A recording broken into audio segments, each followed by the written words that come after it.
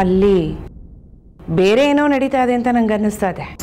ಇಲ್ಲಿ ಸಂಸಾರ ಮಾಡೋಕ್ಕಾಗಲ್ಲ ನೋಡು ಅವರಿಬ್ರಿಗೂ, ಅದಕ್ಕೆ ಅಲ್ಲಿಗೆ ಹೋಗಿರ್ತಾರೆ. ನೀನು ಅವ್ರ ಮಗಳೇ ತಾನೆ, ಹಾಗಿದ್ಮೇಲೆ ಮಧುರ ಮೇಲಿರೋ ಪ್ರೀತಿ ನಿನ್ನ ಮೇಲೆ ಯಾಕಿಲ್ಲ ಅಂತೀನಿ.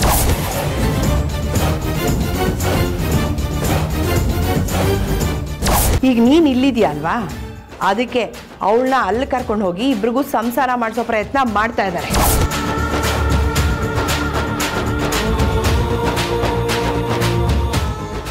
ಫೋನ್ ಮಾಡಿ ಸರಿಯಾಗಿ ಹೋಗಿ ಅವ್ರಿಗೆ ಬುದ್ಧಿ ಬರಲಿ, ಅವ್ರು ಮಾಡ್ತಾ ಇರೋ ತಪ್ಪು ಏನು ಅಂತ ಅರ್ಥ ಆಗಲಿ. ನಿಮ್ಮಪ್ಪ ಮನಸ್ಸು ಮಾಡಿದ್ರೆ ಏನು ಬೇಕಾದರೂ ಮಾಡ್ಬೋದು ಕಣೆ.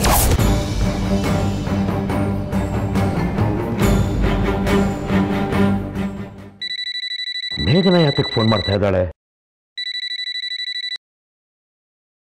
ಹೇಳು ಮೇಘನಾ. ಓ, ನಾರಾಯಣಪಟ್ಟಣ ನರಸಿಂಹಮೂರ್ತಿಗಳಿಗೆ ನಮ್ಮ ಹೆಸರು ನೆನಪಿದ್ಯಾ?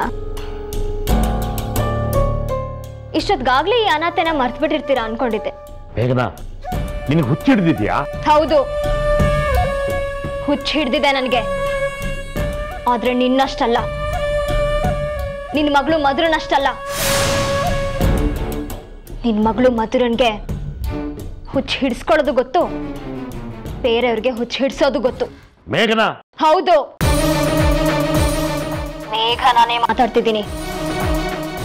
ಕೊನೆಗೂ ನಿನ್ ಮಗಳು ಮಧುರ ಸಾಹೇಬ್ರಿಗೆ ಮಧುರ ಅನ್ನೋ ಹುಚ್ಚನ್ನ ಹಿಡ್ಸೇ ಬಿಟ್ಲಲ್ವಾ? ಮೇಘನಾ, ಅವಳ ಬಗ್ಗೆ ಜಾಸ್ತಿ ಮಾತಾಡ್ಬೇಡ ನೀನು.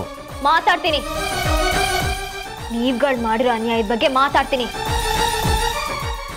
ಇಲ್ಲಿ ಸಂಸಾರ ಮಾಡಕ್ಕಾಗಲ್ಲ ಅಂತ ಅಲ್ಲಿ ಸಂಸಾರ ಮಾಡೋದಕ್ಕೆ ಕರ್ಸ್ಕೊಳ್ಳ ನಿನ್ ಮಗಳು ಸಾಹೇಬ್ರನ್ನ. ಮುಚ್ಚೆ ಬಾಯ್ನ. ನಾಲ್ಗೆಗೆ ಮೂಳೆ ಇಲ್ಲ ಅಂತ ಹೇಗ್ ಬೇಕು ಹಾಗೆ ತಿರುಗಿಸ್ಬೇಡ ನೀನು.